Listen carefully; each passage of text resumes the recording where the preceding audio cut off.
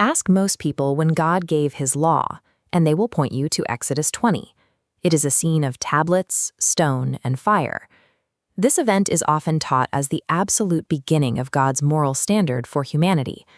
This creates a sharp dividing line. Before Moses, the world is seen as a moral vacuum, a period where humanity was apparently judged by a standard that didn't exist yet. But if the law only began at Sinai, then everyone from Adam to Moses lived without any divine instruction. This presents a problem of logic. Scripture records God judging people for their actions throughout Genesis, yet judgment requires a pre-existing law to be violated. To resolve this, we have to look at the Hebrew concept of the law itself. The word Torah is often translated as law, but its root refers to instruction. It isn't a temporary set of rules. It is a description of God's holy character. A close reading of Genesis provides evidence that this instruction was active and enforced from the first days of creation. We can map the specific instances of legal obedience and transgression that occur long before the Israelites reached the mountain. When we look at the text this way, Sinai appears not as the birth of the law, but as its formal documentation for a new nation. The evidence begins at the very start of the biblical timeline, Genesis 2. After finishing his work, God sanctified the seventh day. He set it apart as holy before sin existed and before there was a nation of Israel. The Sabbath is often categorized as a ceremonial rule added for Moses. However, the text places its origin in the fabric of creation itself. We see how seriously God treated this creation ordinance in Numbers 15. A man was found gathering sticks on the Sabbath. God's response was immediate. The man was to be put to death. This penalty wasn't for breaking a new suggestion. It was the consequence for violating a known, binding standard. Because the Sabbath is rooted in creation and carried capital consequences, we can conclude that God's law predates the Mosaic covenant. In Genesis 4, Cain and Abel both brought offerings to God. God accepted Abel's offering but rejected Cain's. This distinction shows there was already a known standard for how to approach God. God specifically warns Cain that if he does not do well, sin lieth at the door. The Bible defines sin very specifically. 1 John 3:4 says that sin is the transgression of the law. For Cain to have sinned by murdering his brother, a law against murder had to exist for him to break. God judged Cain as a fugitive. This proves that a moral architecture was being enforced long before the sixth commandment was written on stone. By the time of Noah, humanity had reached a state of total moral corruption.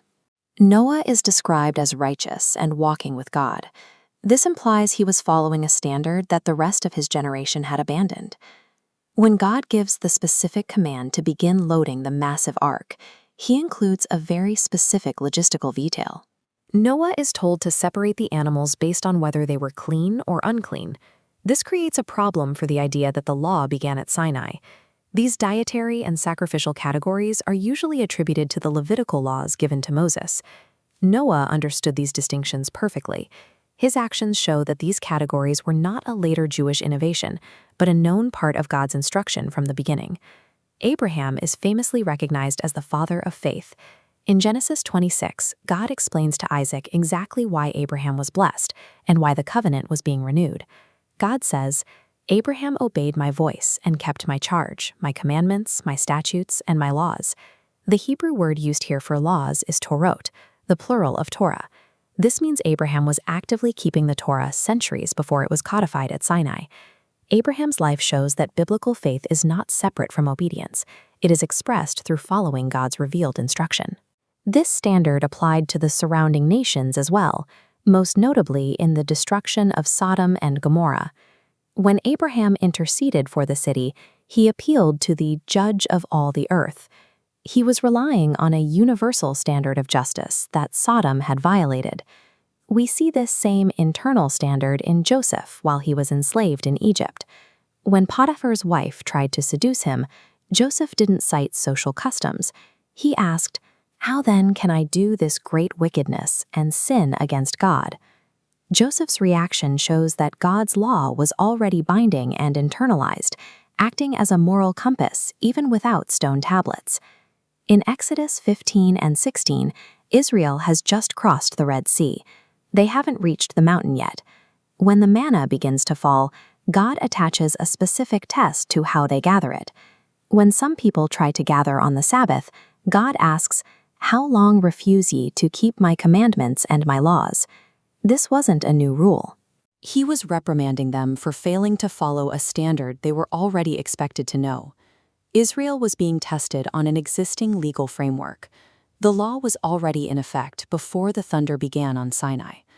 If the law was already there, then what happened on Mount Sinai? After 400 years of Egyptian slavery, the Israelites had lost much of their connection to the instructions of their ancestors. Sinai was a formal documentation. God committed his instructions to stone so his people would have a permanent record of the standard he always required. This speaks to the nature of God himself. Scripture describes him as eternal and unchanging. Because God does not change, his definition of righteousness, his Torah, is not a temporary invention. This is why the prophets Jeremiah and Ezekiel spoke of a new covenant, where this same law would be written on the heart. From the garden to the wilderness to the present day, the standard remains the same. The law given at Sinai was simply the written expression of the way God has called his people to walk from the very beginning.